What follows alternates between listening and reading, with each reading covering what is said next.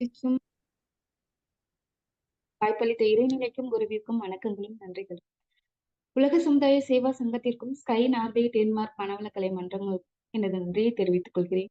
இணைப்பில் இணைந்துள்ள இருபால் மெய்யன்பர்களுக்கும் எனது காலை வணக்கங்களையும் நன்றிகளையும் தெரிவித்துக் கொள்கிறேன். அருமையான ஒரு தவம் நல்கிய நகுலேஷ் ஐயா அவர்களுக்கும் ரஞ்சனி சுகந்தன் அம்மா அவர்களுக்கும் எனது மனமார்ந்த நன்றிகளை தெரிவித்துக் கொள்கிறேன். ஆசான் அவர்கள் சுகமாக எழுந்தருளி இந்த சிந்தனையை சிறப்பாக நடத்தர வேண்டும் என்ற பிரார்த்தனையோடு இன்றைய வேதாத்திரி சிந்தனையின் தலைப்பு சிறப்புணர்ந்த பெண்மதி. மங்கையராய் பிறப்பதற்கே மாதவம் செய்திட வேண்டுமம்மா. கவிமணி எழுதிய இந்த 2 வரிகள் நமக்கு எல்லாருக்கும் நல்லா தெரியும். ஆனா இந்த பாடல்ல அடுத்த 2 வரிகள் ரொம்ப அற்புதமான வரிகள். பங்கைய கைநலம் பார்த்தல்லவோ இந்த பாரினில் அறங்கள் வளரும். பெண்கள் கைநலம் பார்த்துதான் உலகில் அறங்கள் வளருது அப்படிங்கிறாங்க கவிஞர்கள். உண்மைதானே? தாயை போல பிள்ளை, நூலு போல சேலை அப்படின்னு ஒரு பேச்சு வழக்கு இருக்கு. ஒரு பெண் சரியாக இருக்கும் பொழுது அவளை சுற்றி எல்லாமே சரியாக நடத்திடுவாள் அப்படிங்கிற ஒரு ஸ்ட்ராங்கான எண்ணம் எல்லாருக்குமே இருக்கு இல்லையா? சமுதாயத்துல இயற்கை விதிப்படி பெண்ணையும் ஆணையும் சமமா ஏற்றுக்கிட்டோமா அப்படின்னு இன்னைக்கு பார்த்தோம் அப்படின்னா அந்த ஏற்றுக்கொள்ளக்கூடிய மனப்பான்மை உள்ளவர்கள் ரொம்ப குறைவாதான் இருக்காங்க. இன்னும் சொல்ல போனா பெண்களே தங்களை ஒரு ஜீவனா மதிக்கிறோமா அப்படிங்கிறது ஒரு கேள்விக்குறியாதான் இருக்கு. பெண்ணாக பிறந்துட்டோமே அப்படின்னு வருத்தப்படுறவங்களும் நிறைய இருக்காங்க இந்த சமுதாயத்துல. இப்போதைய நடைமுறை வாழ்க்கையில அது ரொம்ப பார்க்க முடியுது. பெண்மை அன்பும் கருணையும் நிறைந்ததுங்கிறாங்க அருட்தந்தை. இப்போ மன்னர்கள் காலத்துல கூட இளவரசிக்கு தனக்கு பிடித்தவர்களை மனம் செய்து கொள்ள அந்த உரிமை இருந்துச்சு. சுயம்வரம்ங்கிற பேர்ல தனக்கு பிடிச்ச ஆணை தேர்வு செய்து கொள்ளக்கூடிய அந்த உரிமை இருந்துச்சு. அப்போ பெண்ணுக்குரிய அங்கீகாரமும் சுதந்திரமும் இருந்த நிலை எப்ப மாறுச்சு? அதை பத்தி பார்ப்போம். நாடுகள் நிறைய இருந்துச்சு, உருவாயிடுச்சு. அப்போ ராஜாக்களுக்கெல்லாம் ஒரு பேராசை வந்துச்சு. சோ நம்ம நிறைய தன்னோட நாட்டை மட்டும் இல்லாம எல்லா நாட்டையும் நம்ம ஆளணும்னு சொல்லி என்ன பண்ணாங்க, பக்கத்து நாடுகள் மேல எல்லாம் படையெடுத்தாங்க. அப்போ நிறைய நாடுகளை வென்று பெரிய பெரிய சாம்ராஜ்யமாக்கி அதுல சக்கரவர்த்தி அப்படின்னு ராஜாக்கள் சக்கரவர்த்தி ஆனாங்க.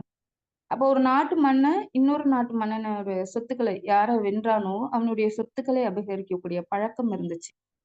அதாவது சொத்துக்கள் அப்படின்னா இடம்ங்கிறத விட அந்த நாட்டோட கஜானா அதை கொள்ளையடிக்கிறது, அங்க இருக்கக்கூடிய இயற்கை வளம், அந்த இயற்கை சொத்துக்கள், ஆடு மாடு அதெல்லாம் அபகரிச்சுட்டு வர்றது. அதுக்கப்புறம் அங்க இருக்கக்கூடிய அழகான பெண்களை அபகரிச்சுக்கிட்டு தன்னோட நாட்டுக்கு போறாங்க.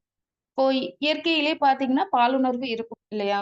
சோ பெண்கள் தங்களுடைய உடைமையா பார்க்கணுங்கிற முறை அந்த பாலுணர்வு மூலமா வருது அவங்களுக்கு. அவங்க என்னோட அடிமை, என்னோட உடைமை. நான் என்ன வேணாலும் அவங்கள எப்படி வேணாலும் நான் அவங்கள அவங்கள நம்ம ட்ரீட் பண்ணலாம் அப்படிங்கிற எண்ணம் அப்போ உருவாகுது. சோ அப்படி சமுதாயத்துல, அரசியல்ல பெண்களை அபகரிச்ச அந்த காலகட்டத்துல பெண்களை காப்பாற்றுறது அப்படிங்கிறது ஒரு வலிமை மிக்க ஆணோட பொறுப்பா மாறுச்சு. அப்ப பெண்கள் வீட்டுக்குள்ளார இருக்கிறது தான் அவங்களுக்கு பாதுகாப்பா இருக்கு. வெளியில போக வேணாம். பாதுகாப்பா நீங்க வீட்டிலேயே இருங்க அப்படின்னு சொல்லி அப்படி வாழ ஆரம்பிச்சாங்க. அப்ப பாதுகாப்புக்காக ஏற்படுத்தப்பட்ட இந்த தன்மை தான் நாளடைவில பெண்களுக்கு வெளியுலக அனுபவங்களே கிடைக்காமல் போகிறதுக்கு ஒரு முக்கிய காரணமா இருந்துச்சு. அப்ப குடும்ப வாழ்க்கைங்கிறது பொருள் இல்லாம இருக்காது. நான் பொருள் போய் நான் சம்பாதிச்சுட்டு வரேன் அப்படின்னு ஆண்கள் வெளியில போய் சம்பாதிச்சு வருது. பெண்கள் வீட்டிலேயே இருந்து பாதுகாப்பா நீங்க குடும்பத்தை நடத்துங்க, குழந்தைங்கள பார்த்துக்கோங்க அப்படிங்கிற காலம் தான் அந்த மாதிரி தான் வாழ்ந்துட்டு இருந்தாங்க. அது என்ன ஆச்சு, பெண்களோட அடிமைத்தனத்தை ரொம்ப வலுவாக்கிருச்சு. நீ பொண்ணு தானே வீட்ல இருந்தா போதும் அப்படின்னு. அந்த காலத்துலலாம் பெண்களுக்கு அதாவது உயர்தரப்பட்ட அந்த அரசியல் அந்த மன்னர்கள் அவங்களோட மனைவிகள்லாம் இந்த மேலாடைங்கிறத ஒரு விஷயம் அணிவாங்களாமா. அவங்களுக்கு அடிமையா இருக்கக்கூடிய இந்த பெண்களுக்கு அந்த மேலாடைங்கிற அந்த நம்ம இப்ப போட்டுருக்கோம் இல்லையா? பிளவுஸ். அதெல்லாம் அந்த அணியக்கூடிய உரிமை மறுக்கப்பட்டுச்சாமா. அப்ப பெண்கள் என்னன்னா, அந்த முட்டி வரைக்கும் தான் புடவை கட்டணுமாம். அந்த வயல்ல வேலை செய்ற பெண்கள். அவங்கலாம் அடிமையா வச்சிருந்திருக்காங்க. சோ இந்த மாதிரி ஒரு விஷயம் நடந்துட்டு இருக்கு. இப்போ ஒரு பெண்ணோட கணவன் இறந்து போயிட்டாங்க அப்படின்னா, அந்த பெண்கள் தன்னுடைய நெஞ்ச அடிச்சுக்கிட்டு போகணுமாமா. அப்படியே ஓப்பனா போகணும் அப்படிங்கிற ஒரு சம்பிரதாயமும் அங்க இருந்திருக்கு. அப்போ அடிமை பெண்களுக்கு என்ன இருக்கு?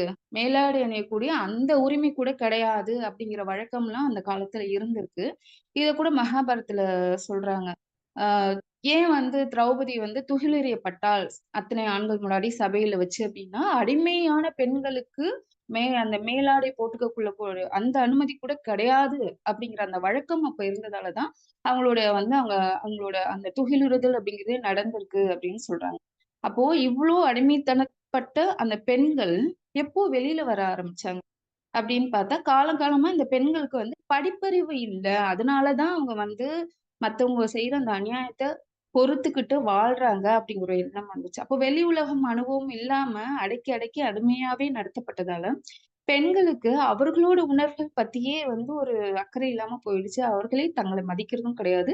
பெண்களோட உணர்வுகள மத்தவங்க மதிக்காத போனதுக்கும் இது ஒரு முக்கியமா காரணமா இருந்துச்சு.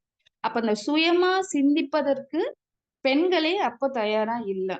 அதுக்கப்புறம் கவிஞர்கள் நெறைய பேர் வந்தாங்க. போராளிகள் நெறைய பேர் வந்தாங்க. அப்போதான் நெறைய பெண்கள் ஆடை இந்த உடல் என்னோட உடைமை. அத உனக்கு காட்டக்கூடாதுங்கிறது என்னோட உரிமை. அப்படின்னு சொல்லி நெறைய போராட்டங்கள் நடந்து, காலம் காலமா கொஞ்சம் கொஞ்சமா மாறி மாறி வந்தது. ஈவேரா பெரியார்லாம் ரொம்ப முக்கியமான பங்கு. பெண்கள் அந்த உரிமை வாங்கி குடுக்கறதுல ரொம்ப முக்கியமான பங்கு வகிச்சிருக்கிறாங்க.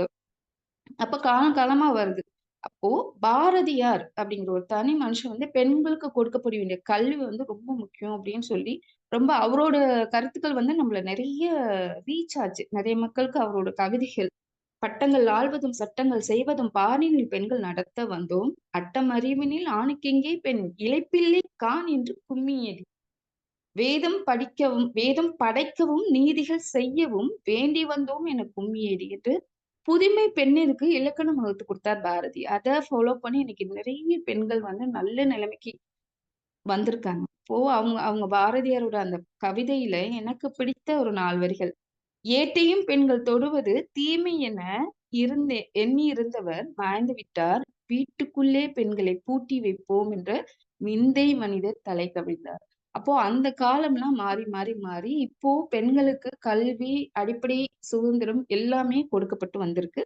பல சிந்தனையாளர்கள் பெண்ணடிமைத்தனத்தை தவறு அப்படின்னு வெளிப்படுத்தி பெண்களுக்கான உரிமை வாங்கி குடுக்கறதுல பெண் பெண் சிந்தனையாளர்களும் இருக்காங்க. ஆண் சிந்தனையாளர்களும் அவர்களுக்காக பெண்ணினத்திற்காக போராடி வந்திருக்காங்க. ஓ! அதுல ரொம்ப முக்கியமானவங்க அருட்தந்தை வேதாத்ரி மாதேஷ். அவங்க அவங்கள்ட்ட ஒரு கேள்வி கேட்டாங்க. இப்ப சமுதாயத்துல பெண்களை தாழ்ந்தவர்களாக நினைக்கிறார்களே, இது உண்மையா? அப்படின்னு கேட்டாங்க. மகரிஷி சொன்னாங்க, "இல்லையே" அப்படின்னாங்க. "அப்படின்னா பெண்கள் ஆண்களுக்கு சமமானவர்களா?" அப்படின்னு கேட்டிருக்காங்க அருட்தந்தைகிட்ட. "இல்லையே" அப்படின்னு மறுபடியும் பதில் சொல்லியிருக்காங்க. "அப்படியானா பெண்கள் ஆண்களை விட உயர்ந்தவர்களா?" அப்படின்னா, அதுக்கும் மகரிஷி என்ன சொல்லியிருக்காங்க? "இல்லையே" அப்படின்னு. அப்ப என்னதான் சுவாமிஜி சொல்றீங்க நீங்க பெண்கள பத்தி அப்படின்னா, அவங்க அருமையான ஒரு கருத்த சொல்லியிருக்காங்க. "உயர்வும் இல்லை, தாழ்வும் இல்லை, சமமும் இல்லை" அப்படின்னு சொல்லியிருக்காங்க. கேட்டவர் குழம்பி போயிட்டாங்க. "என்ன உயர்வும் இல்ல, தாழ்வும்ன்றீங்க, சமம் கூட இல்லங்கிறீங்களே சொல்றீங்களே சுவாமிஜி" அப்படின்னு கேட்டதுக்கு, அவங்க ஒரு அழுத்தமா சொல்லியிருக்காங்க. "அவரவர்கள் அவர்களது நிலையில் சிறப்பு மிக்கவர்கள். அவங்கவங்க சிறப்பான இப்ப ஒரு படைப்பு" அப்படின்னு சொல்றாங்க. "ஆண்களும், பெண்களும் அவரவர் நிலையிலே சிறப்பு வாய்ந்தவர்கள் என்பத என்னைக்கு நம்ம உணர்றோமோ, ஆணாகட்டும், பெண்ணாகட்டும், அவரோட படைப்பு நிலை அப்படி இருக்கு. பெண்களோட படைப்பு நிலை இப்படி இருக்கு. இவங்க தனித்தன்மை வாய்ந்தவர்கள், அவர்களும் தனித்தன்மை வாய்ந்தவர்கள். இந்த சுய தரிசனம் எல்லாருக்கும் வரணும். அந்த சுய தரிசனம் வரும்பொழுது, எங்கேயுமே யாரையுமே ஒருத்தர் குறைச்சு மதிப்பிட மாட்டார்கள் கண்டிப்பா. அந்த சுய தரிசனம்ங்கிறது மனவளக்கலை குடுக்கும் கண்டிப்பா. அடுத்தது ஒரு கவிதையை சொல்றாங்க. "எல்லையற்ற ஆற்றல் உள்ள இறைவன் திருவுளம் என்ன? எவ்வுயிரும் தோன்றுதற்கு ஏற்றதொரு திருவழியாய் வல்லமையாய் பெண்ணினத்தை வடிவமைத்தான் அற்புதமேங்கிறாங்க." பெண்ணினத்தை அவ்ளோ அற்புதமா வடிவமைச்சிருக்காங்க. வாழ்கின்ற மக்களில் இவ்வலம் அறிந்தோர் எத்தனை பேர்? இவ்ளோ கோடி மக்கள்ல இந்த பெண்ணோட சிறப்ப அறிஞ்சு உணர்ந்த மக்கள் எத்தனை பேர் இருக்காங்கன்னு கேக்குறாங்க. இங்க அருட்தந்தை இந்த இடத்துல என்ன சொல்றாங்க, ஆண்கள் உணர்ந்திருக்காங்களா அப்படின்னு கேட்கவே கிடையாது. மக்கள் எத்தனை பேர்ன்னு தான் கேட்டிருக்காங்க. அப்ப மக்கள்ல ஆண், பெண் இருவரும் அடக்கம். பெண்கள் உங்களுடைய சிறப்பு தன்மையை பத்தி நீங்க உணர்ந்திருக்கிறீர்களா? அப்படின்னு கேட்கிறாங்க. அப்ப பெண்ணின் பெருமைங்கிறது ஆணுக்கு தெரிய வேண்டும், புரிய வேண்டும் என்பதை விட, பெண்ணின் பெருமை பெண்ணுக்கே புரிகிறதா? அவங்க உணர்ந்திருக்கிறாங்களா? என்பதுதான் இன்னைக்கு நமக்கு யோசிக்க வேண்டிய விஷயமா இருக்கு. இப்போ பெண்ணா பிறந்து நான் படும் பாடு இருக்கே! நம்ம நார்மலாவே அப்படித்தான் பேசுவோம். ஐயோ! இந்த பொண்ணா பொறந்துட்டு ஒரு ஒரு மாதவிடாய் வந்தா கூட, அதை எதிர்கொள்றதுக்கு பொண்ணா பொறந்துட்டோமே! நான் எவ்வளவு கஷ்டப்படுறேன் அப்படின்னு நம்மள நாமே பேசிக்கிறோம். இப்படி பேசுறதுக்கு இந்த மாதிரி பெண்ணாய் பிறந்து நான் படும் பாடு அப்படின்னு சலித்துக் கொள்ற அளவுக்கு பெண்களோட மனம் சிதைந்தது சிதைந்ததற்கு காரணம் என்னன்னா அறியாமை தான் அப்படிங்கிறாங்க அடுத்தது. அப்ப பெண்ணுக்கு என்று உணர்வுகள் இருக்கு. ஆனா அந்த உணர்வ மதிப்பை உணர்ந்தவர்கள் தான் குறைவு. அப்போ முதலில் பெண்கள் தங்களை உணர வேண்டும். ஆண்கள் உணர்றாங்களோ இல்லையோ, பொண்ணு நான் எப்படிப்பட்ட படைப்பு அப்படிங்கிறது என்னால என்னெல்லாம் முடியும், நான் எவ்வளவு சாதிச்சிருக்கேன், இன்னும் என்ன சாதிக்கணும், என் உடல்நிலை, உயிர்நிலை, அறிவு நிலையை நான் எப்படி மேம்படுத்திக்கணும் அப்படிங்கிறத பெண் முதல்ல உணரும். இப்ப மனித வாழ்க்கைங்கிறது துவங்குறது ஒரு பெண்ணுகிட்ட இருந்து தான் துவங்குது. அப்போ என்னோட தரம், பெண்களோட தரம், தனது தரம் உயரணும்னா, அங்க வந்து குணநலன்கள்ல நல்ல ஒரு மாற்றம் வரணும். குணம் நலம் மாற்றம் அடைஞ்சுச்சு. ஒரு பொண்ணுகிட்ட மாற்றம் அடைஞ்சுச்சு அப்படின்னா, அது பொண்ணா இருக்கட்டும், ஆணாகட்டும். குணம் நலம் மேம்பட்டது அப்படின்னா, கண்டிப்பா அவர்களே அவர்களை பற்றி எண்ணக்கூடிய அந்த மரியாதை அப்படிங்கிற விஷயமும் உயரும். பண்பு நலன்கள்ல மிகப்பெரிய மாற்றம் வரும். அந்த மிகப்பெரிய மாற்றத்தை கொடுக்கிறது தான் மனவளக்கலை என்று அரியதொரு யோகக்கலை. இப்போ உலகத்துல நிறைய பேர் வந்து சாமிஜி சொல்லுவாங்க. உலகத்துல பாதி பேர் ஆண்கள், மீதி பேர் பெண்கள் அப்படின்னு சொல்லுவாங்களாம். அதுக்கு அருத்தந்தை வந்து மாத்தி சொல்லுவாங்களாம். உலகத்தில் பாதி பேர் பெண்கள், மறுபாதி பேர் அந்த பெண்கள் பெற்றெடுத்த பிள்ளைகள். அப்போ பெண்ணு தான் அங்க மைய கருத்து. அவங்கள சுத்தி தான் எல்லாமே நடக்குது. ஆவதும் பெண்ணாலே, அதை மாற்றி அமைக்க முடிவதும் பெண்ணாலே அப்படின்னு சொல்ல முடியும் நம்மளால. பெண் வயிற்றில் உருவாகி பெண் பாலுண்டே வளர்ந்தாய், பெண் துணையால் வாழ்கின்றாய், பெண்ணின் பெருமையை உணர் அப்படின்னு ஆண்களுக்கு ஒரு கட்டளையே வாக்கியமாவே கொடுக்குறாரு. ஆனா அந்த கட்டளைங்கிறது பெண்ணுக்குமே பொருந்தும். பெண்களே பெண்ணின் பெருமையை உணரும் பொழுது மட்டும்தான் இந்த சமுதாயத்தில் ஒரு மிகப்பெரிய மாற்றத்தை நம்ம கொண்டு வர முடியும். இப்போ இந்த பெண்கள் அப்படின்னு பெண் ஆண் யாரா இருந்தாலுமே அவங்க எண்ணங்கள் அவங்க எண்ண அலைகள் எப்படி இருக்கோ அதை பொறுத்துதான் அவங்களோட வாழ்க்கையின் தரம். எண்ண அலைகள் நல்லா இருந்தது, நல்ல எண்ணங்களை நினைச்சாங்க அப்படின்னா அவங்கள சுத்தி நல்லதுதான் நடக்கும். இல்ல கண்ணாப்பெல்லாம் நினைக்கிறேன், நான் கண்டதை பாக்குறேன், கண்டதை சாப்பிடுறேன், எனக்கு பிடிச்சதெல்லாம் அது நல்லதோ தீமையோ கெடுதல் விளைவிக்கக்கூடிய எல்லா விஷயத்தையும் நான் சாப்பிடுறேன், கேட்கிறேன், பாக்குறேன் அப்படின்னா அதை பொறுத்துதான் அவங்களோட எண்ண அலைகள் வரும். அந்த எண்ண அலைகள் தரத்தை வச்சுதான் அவங்களோட வாழ்க்கையோட தரம் மாறும். அப்போ இந்த எண்ண அலைகள்ங்கிறது எப்படிப்பட்ட மாற்றத்தை இயற்கையில உருவாக்கும் அப்படின்னா, நிறைய தீய அலை, ஒரு வருத்த அலை வந்துட்டே இருக்கும்பொழுது, கண்டிப்பா அங்க இயற்கை சீற்றம் வரும்னு சொல்றாங்க. அடுத்தது சொல்லுவாங்க, ஒரு விபத்து நடக்க காரணம் அந்த பெண்ணுக்கு கொடுக்கின்ற துன்பம், சாபமும். ஒரு குடும்பத்துல ஒரு ஆணுக்கு அடிபடுது, ஏதோ ஒண்ணு நடக்குது அப்படின்னா, அந்த குடும்பத்துல பெண்கள் யாராவது துன்பப்பட்டு இருக்கிறார்களா? பெண் சாபம் அந்த குடும்பத்துக்கு இருக்கான்னு தான் முதல்ல பார்ப்பாங்க. அப்போ எந்த குடும்பத்தில் பெண்ணுக்குரிய துன்பம் இழைக்கப்பட்டிருக்கோ, அந்த பெண்ணின் துன்ப அலைகள் சாப அலையா மாறும். அதுதான் விபத்தா, தற்கொலையா மாறும். சோ பண்ணிய பாவத்துக்கு சம்பளம் வந்து விபத்து அப்படின்னு சொல்றாங்க. இப்ப பெண்ணினத்தை அவமதித்து பெருமை பெற நினைத்தவர்கள் பெரும் பாவ சுமையேற்று பெற்ற துன்பம் உலகறியும். எண்ணி எண்ணி பெண் பெருமை ஏற்றி புகழ்ந்தே எழுதி இன்பமுற்றார் இவ்வுலகில் இறைவனைப் போல் என்றும் உள்ளார் அப்படிங்கிறாங்க மகரிஷி. பெண் வந்து ஒரு ஒரு குடும்பத்துல பெண் அழுதா அப்படின்னா அந்த குடும்பத்துக்கு கண்டிப்பா அந்த வருத்த அலைகள், அவ வருத்தப்பட்டு இருந்தானா அதுதான் சாபமா மாறுது அப்படின்னு சொல்றாங்க. பாரதியார் ஒரு கவிதை சொல்லியிருப்பார். காதல் செய்யும் மனைவி தெய்வம் கண்டீர், கடவுள் நிலை அவளாலே அடைதல் கூடும்.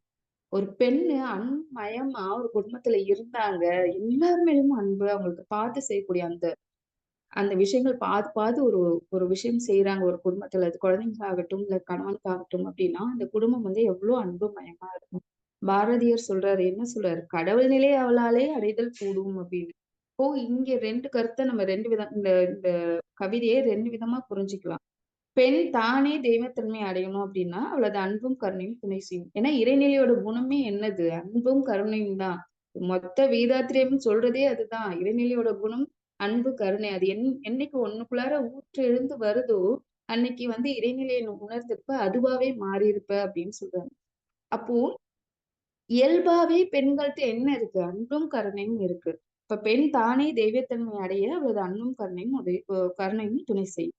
2வது கருத்து என்ன சொல்லணும்னா, மனைவி மூலமா கணவன் இறைத்தன்மையை அடைய முடியும் அப்படிங்கிறது இந்த காதல் செய்யும் மனைவி தெய்வம் கண்டீர், கடவுள் நிலை அவளாலே அடைதல் கூடும் அப்படிங்கிற பாரதியார் கவிதையை நம்ம புரிஞ்சுக்கலாம். நம்ம உதாரணம் சொல்லணும்னா ராமகிருஷ்ண பரமஹம்சர், சாரதா தேவி அம்மா. இவங்களோட வாழ்க்கைய பார்க்கும்பொழுது ராமகிருஷ்ண பரமஹம்சர் அவங்க வந்து அவ்ளோ ஸ்ட்ராங்கா இறைநிலையை பற்றிய எண்ணத்துல ஆழ்ந்திருக்கிறதுக்கு சாரதா தேவி அம்மா அவ்ளோ ஒரு முக்கியமான ஒரு பங்கு வச்சிருக்காங்க. நம்ம அருத்தந்த வேதாத்ரி மகரிஷி அவங்க வந்து பொது நலத்துக்கு நான் போறேன், என்ன அர்ப்பணிக்கிறேன் அப்படின்னு சொன்னப்போ உறுதியா நின்னு அவங்களுக்கு துணை செய்தது யார்? அருளன்னை அம்மாவும் லக்ஷ்மி அம்மாவும் தான். சோ எத்தனையோ மகான்கள் ஞானம் பெற அவர்களோட பத்தினி தான் துணை செஞ்சிருக்காங்க. பெண்ணும் தவம் செய்யணும், அவன் இறைநிலை அடையணும் அப்படின்னாலும் அங்கேயும் பெண் துணை தேவைப்படுது. அப்போ பெண் எவ்வளவு ஸ்ட்ராங் பாத்துக்கங்க. ஆவதும் பெண்ணாலே அதை மாற்றி அமைக்க, நன்மை செய்ய அதுவும் பெண்ணாலதான் முடியும். இப்போ அந்த காலத்துல பிரம்மச்சரியம், பாவை நோன்பு அப்படிலாம் வச்சிருக்காங்க. இப்போ இல்லற வாழ்க்கை தொடங்கணும்னா ஆணுக்கு வந்து ஒரு தெளிந்த அறிவை கொடுக்கணும் அப்படிங்கிறதுக்காக ஆண்களுக்கு பிரம்மச்சரியம்னு வச்சாங்க. பெண்களுக்கு பாவை நோன்பு அப்படிங்கிறது ஏற்படுத்தி வச்சாங்க. ஸோ அந்த பாவை நோன்பு பிரம்மச்சரியம் மேற்கொள்ளக்கூடிய ஆணும், பாவை நோன்பு மேற்கொள்ளக்கூடிய பெண்ணும் இல்லறத்தை பற்றி ஒரு தெளிவான புரிதல் உங்கள்கிட்ட இருக்கும் அப்படின்னு. ஆனா அருட்தந்தை வேதாத்திரி மகரிஷி மனித வாழ்க்கையோட ஆரம்பம் எது, அது அந்த வாழ்க்கையோட நோக்கம் எது, வாழ்க்கைய அணுகுமுறை எப்படி இருக்கும், எப்படி அணுகணும், எல்லாரும் சமம் அப்படின்னு உணர்ந்து பெண்களுக்கும் பிரம்ம ஞானத்தை கொடுத்தாங்க. ஆண் பெண் பாகுபாடு இல்லாம பெண்களுக்கும் பிரம்ம ஞானத்தை அளிச்சாங்க. எப்படி பிரம்மச்சரியம் பாவை நன்பு உயர்வானதோ அதை விட உயர்வானது பிரம்ம ஞானம். அந்த ஞானம் கிடைச்சிச்சுன்னா அது பெண்ணா இருக்கட்டும் ஆணா இருக்கட்டும் அந்த உயிருங்கிறது அதோட சிறப்பை அது உருவெடுத்து வந்த காரணத்தை உணர்ந்து உய்யும். அந்த ஒரு மிகப்பெரிய பேரை வந்து அந்த வேதாத்ரி மகரிஷி வந்து எல்லா பெண்களுக்கும் வந்து கொடுத்திருக்கிறாங்க. இப்போ சுதந்திரமாக வாழக்கூடிய ஒரு பெண் வயிற்றுல ஒரு குழந்தை பிறந்துச்சு அப்படின்னா அந்த சந்ததி எவ்வளவு சிறப்பா இருக்கும். கருவிலே திருவுடைய குழந்தைன்னு அருட்தந்தை சொல்லுவாங்க அந்த வார்த்தை. கருவிலே திருவுடைய குழந்தை. அப்போ ஒரு குழந்தை பெறுகிறதுக்கு முன்னாடி அந்த பெண் வந்து பிரம்ம ஞானம் எடுத்துட்டாங்க அப்படின்னா அந்த குழந்தைக்கு எல்லாமே கிடைக்கும். எப்படி வாழறது, எப்படி இந்த வாழ்க்கைய அணுகணும், எங்க போய் முடியும் நம்ம வாழ்க்கை, எதுக்காக பிறப்பெடுத்திருக்கும். இந்த மாதிரி விஷயங்கள்லாம் கருவிலே அந்த குழந்தை தெரிஞ்சிச்சுன்னா, அது தன்னோட வாழ்க்கைய தானே டிசைன் பண்ணும். இதுக்காக தான் வந்தோம். இதெல்லாம் செய்யறது தப்பு. இதெல்லாம் செய்யணும் அப்படிங்கிறது அந்த குழந்தை அது வந்து உருவாக்கிக்க முடியும். அந்த ஒரு மிகப்பெரிய ஞானத்த பெண்கள் வந்து குடுக்க முடியும். கற்பு நெறி பத்தி எல்லாரும் நினைக்கிறாங்க. பொண்ணுக்கு தான் கற்பு இருக்கு, ஆணுக்கு இல்ல. அப்படின்னு. ஆனா பாரதியார் சொல்றாரு, ஆண் எப்படி வேணாலும் இருக்கலாம். அது வந்து விஷயமே கிடையாது. ஆனா பொண்ணுங்கிறவ கரெக்ட்டா இருக்கணும், கற்போட இருக்கணும் அப்படின்னு. ஆனா பாரதியார் சொல்றாரு, ஆணுக்கும் கற்பை வந்து ஆணுக்கும் பெண்ணுக்கும் பொதுவில் வைப்போம்னு பாரதியார் சொன்னாரு. அருட்தந்தை சொல்றாங்க, கருத்து ஒருமித்த கற்பு நெறி அப்படிங்கிறாங்க. அப்படின்னா என்ன? கற்புங்கிறது ஒரு ஆரோக்கியமான வாழ்க்கை முறை, இயற்கையோடு இணைந்த வாழ்க்கை முறை. கணவன் மனைவி உறவை இந்த இயற்கையோட இணைந்த வாழ்க்கை முறைக்கு இந்த சமுதாயம் அங்கீகரிச்சுச்சு. இப்ப இனிமையான வாழ்க்கையை வாழ இயற்கையாக அமைந்திருக்கும் சிறப்புகளை அவரவர் உணர வேண்டும். உடல் ரீதியாகவும் மன ரீதியாகவும் ஆண் பெண் அமைப்புகளும் சிறப்புகளும் அதோட தனித்தன்மையும் ஒரு ஆணும் பெண்ணும் உணர்ந்து அந்த இல்லற வாழ்க்கையில ஈடுபடும் பொழுது அந்த வாழ்க்கை அவர்களுக்கு பிறக்கக்கூடிய அந்த சந்ததி அவர்களை சுற்றியுள்ள அந்த சமுதாயம் எப்பேற்பட்டதாக இருக்கும். அந்த அற்புதமான ஒரு கலையை கொடுத்ததுதான் அந்த அற்புதமான ஞானத்தை கொடுக்கறதுதான் மனவளக்கலை. இப்ப மனவளக்கலையில என்னென்ன சொல்லி தருவாங்க? உடற்பயிற்சி, தியானம், அகத்தாய்வு, காயக்கல்பம் இது எல்லாமே பொதுவா ஆண் பெண் 2 பேருக்கும் பொதுவா சொல்லி தருவாங்க. ஆனா பெண்களுக்கு மான் பயிற்சி அப்படிங்கிற சிறப்பு பயிற்சி எல்லாம் சொல்லி தராங்க. அதை விட முக்கியம் மனைவி நல வேட்புன பெண்களுக்கு எல்லாரும் பர்த்டே கொண்டாடுறாங்க. ஆனா வந்து மனைவி நல வேட்புனால மனைவிகளை இல்லத்தரசியை பெருமைப்படுத்தும் விதமாக அருட்தந்தை வந்து மனைவி நல வேட்பு நாள் கொண்டாடணும்னு சொல்லியிருக்காங்க. ஒண்ணுமே இல்ல, ரொம்ப சிம்பிள். இந்த லைஃப் ஒரே ஒரு முறைதான். இதுல நமக்கு நல்லது நடக்கணும்னு நாம நினைச்சோம்னா, நமக்கு நல்லது மட்டுமே நடக்கணும்னா நாம தான் நல்லதை தேடி போகணும். இப்போ கற்பா இருக்கட்டும், எதுவா இருக்கட்டும், அருட்தந்தை ஒரு வார்த்தை சொல்லிட்டே இருப்பாங்களாமா. கற்பு நெறியோட வாழணும்னா சினிமா பார்க்காதீங்க, பத்திரிக்கை படிக்காம இது 2த்தையும் பண்ணாம இருந்தாவே போதும் அப்படின்னு அருட்தந்தை சொல்லுவாங்க. அப்போ இன்றைய காலகட்டத்துல இது எப்பேற்பட்ட வாக்கியம், இத ஃபாலோ பண்றது எவ்வளவு பெரிய கஷ்டம் அப்படிங்கிறது இன்றைய காலகட்டத்துல புரியும். அப்போ எண்ண அலைகள் தான் வாழ்க்கையோட தரம். அந்த எண்ணத்தோட வலிமைய வாழ்க்கையோட தரத்தை நம்ம உருவாக்கணும், நல்ல எண்ணங்களை உருவாக்கணும், நல்ல அலைநிலைக்கு நம்ம ஃப்ரீக்வன்சிக்கு நாம போகணும் அப்படின்னா மன அலைச்சூழல் குறையும். குறைவான மன அலைச்சூழல் தான் சுழலில் தான் உயர்வான எண்ணங்கள் உருவாகும் இல்லையா? அப்போ இந்த மன அலைச்சூழல் குறைவாக இருக்கணும்னா அதுக்கு ஒரே வழி தியானம், தவம் மட்டும்தான். அந்த தியானம், தவத்துல நம்மளோட மன அலைச்சூழலை குறைத்து நாம செய்யறது தப்பா சரியா, இன்னைக்கு நான் தப்பு பண்ணிட்டேனா, ஓகே. அகத்தாய்வு பண்ணி, ஆமா நான் தப்பு தான் பண்ணியிருக்கேன். தப்பு மாரி தான் எனக்கு தெரியுது அப்படின்னு நம்ம யோசிக்கலாம். ஆனா, இந்த தப்ப நான் திரும்ப செய்யவே கூடாது அப்படிங்கிற ஒரு சங்கல்பம், ஒரு மனோதிடத்த அந்த தவத்தின் முடிவுல நம்ம கொண்டு வந்து ஒரு சங்கல்பம் போட்டோம்னா, அது வந்து நீடிச்சு நிலைச்சு நிக்கும். வைராக்கியமா நமக்கு மாறும். அப்போ தினமும் ஒரு நல்ல உடற்பயிற்சி, சுத்தமான காத்து. இந்த காலகட்டத்துல சுத்தமான காத்த பத்தி கேட்கிறீங்களே அப்படின்னு நீங்க நினைக்கலாம். ஆனா விடியற் காலையில அந்த 4 டூ 6ல பிரபஞ்சம் எல்லா இடத்துலயும் அந்த சுத்தமான காத்து குடுக்குது. அப்போ ஒரு நல்ல உடற்பயிற்சி, சுத்தமான காத்து, நிம்மதியான ஒரு தூக்கம். அருமையான பிள்ளை வளர்ப்பு, நல்ல குடும்ப பொறுப்பு, சமுதாய பொறுப்பு. இது எல்லாத்தையுமே முடிஞ்ச வரை சிறப்பா செய்யணும் அப்படின்னா, அந்த பெண்ணோட உடல், மனம், உயிர் இது 3ம் எவ்ளோ நல்லா இருக்கணும். அந்த உடல், மனம், உயிர் இது 3த்தையும் நல்லா வச்சுக்கணும்னா, அது வந்து இந்த மனவளக்கலையால முடியும். அந்த மனவளக்கலைய ஃபாலோ பண்ற ஒவ்வொரு இல்லத்தரசியுமே, அவங்க குடும்பமே மிக அருமையானதொரு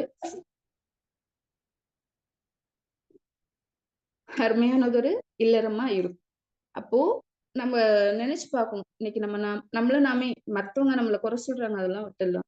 நம்மள நாமே குறை சொல்லாம இன்னைக்கு நம்ம தூங்குனோமா? நம்மள நாமே சலிச்சுக்காம, "என்னடா இப்படி பண்ணிட்டோம்" அப்படின்னு இல்லாம, ஒரு பெருமையா, ஒரு திருப்தியா, நிறைவு வர மாதிரி எத்தன நாட்கள் நம்ம இதுவரைக்கும் வாழ்ந்திருக்கோம்.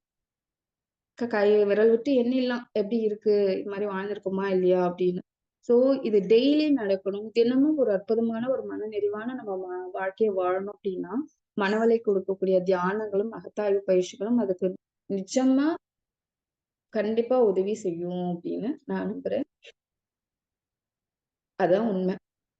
ஒரு பாட்டு இருக்கு. "வாடி ராசாத்தி புதுசா இளசா ரவுசா போவும் வாடி வாலாத்தி வரியா புலியா தனியா திரிவும் தங்கமண்ண ஊரு ஒண்ண மேல தூக்கி வைக்கும் திண்டுக்கல்லு பூட்டும் 2 மாத்தி பூட்டி வைக்கும் விட்டு வாடி ராசாத்தி உன்னை நீயே காப்பாத்தி." இந்த வரிதான் ரொம்ப முக்கியம். உன்னை நீயே காப்பாத்தி. உனக்கு யாரும் மத்தவங்க சப்போர்ட் தரணும் அப்படிங்கறது எதிர்பார்க்கறத விட்டுட்டு, என்னோட மனத நான் சரியா வச்சுப்பேன். என்னோட சூழ்நிலைய என்னால சரியா வச்சுக்க முடியும். என்னோட சூழ்நிலையே என்னோட மன அலைகளை குறைச்சு தவத்தில் ஈடுபடுவது மூலமா என்னோட வாழ்க்கையே நான் மாற்ற முடியும். அப்படிங்கிற ஒரு தைரியத்த குடுக்கும். தைரியம் நமக்கு கிடைக்கணும்னா, கண்டிப்பா யோகக்கலை பயிற்சிகள் கண்டிப்பா அதுக்கு சிறப்பான வழிகாட்டியா அமையும். மனவளக்கலை அதுல மிகச்சிறந்த ஒரு முத்தாய்ப்பான, மகுடமான ஒரு யோகக்கலை. அத நீங்க கத்துக்கும் பொழுது கண்டிப்பா உங்களுக்கு ஒரு சிறப்புணர்ந்த பெண் மதிப்பு. உங்களோட சிறப்புகள நீங்களே உணர்வீங்க. நம்மளோட சிறப்புகளை நாமே உணர்ந்து, நம்ம எப்படிலாம் இருக்கணும் அப்படிங்கிற ஒரு சிறப்பான வழிகாட்டியா, வாழ்க்கைய நம்மளாலே நாமே மாத்த முடியும். இப்ப அன்பும் கருணையும் தான் தாய்மையின் சின்னமா சொல்றாங்க. இறை இறைத்தன்மையை உணர்கின்ற போது தாய்மையை இயற்கை பெண்ணிடம் வழங்குது. இயற்கையே இறைத்தன்மையை உணரும்னு பெண்ணுக்கு இயற்கையாவே அந்த இயல்பை வழங்கியிருக்கு. தவ வாழ்க்கை தகுதி இல்லைன்னு பெண்ணை நினைச்சு அந்த அவமானப்படுத்தி அந்த வாதத்தெல்லாம் தவிர்த்து பெண்களுக்கும் பிரம்மஞான பயிற்சி கொடுத்து பெருமைப்படுத்தியவர் நம்மளோட தந்தை வேதாத்ரி மகரிஷி. அதனால அன்பும் கருணையும் அப்படிங்கிறது பெண்ணினத்திற்கு இயற்கையாவே இருக்கு. அது அந்த பெண் உணர்ந்துட்டா அப்படிங்கும்போதுதான் அது வந்து அந்த அன்பு கருணை வந்து முழுமையா மலரும். இறைநிலை அறியறது தான் வாழ்க்கையோட நோக்கம். அந்த இறைநிலையை அறியணும்னா ஆண்கள் ரொம்ப கஷ்டப்படணும். ஆனா பெண்களுக்கு அது இயல்பாவே உள்ளுக்குள்ள இருக்கு. அத கொஞ்சம் தூண்டி விட்டு உணர்ந்தா போதும். இப்போ பெண் தன் பெண்மையை உணர வேண்டும். அது உணர்ந்துட்டாங்க அப்படின்னா அவங்களோட வாழ்க்கையும் சரி, அவங்களை சுற்றியுள்ளவர்களுடைய வாழ்க்கையும் சரி மிகச்சிறப்பா மாறும் அப்படிங்கிறத சொல்லி, இந்த அருமையான வாய்ப்பை நல்கிய இறைநிலைக்கும், குருவிற்கும் வணக்கங்களையும், நன்றிகளையும் சமர்ப்பித்து நன்றி. நன்றி கூறி இந்த சிந்தனையை நிறைவு செய்கிறேன். வாழ்க வளமுடன்.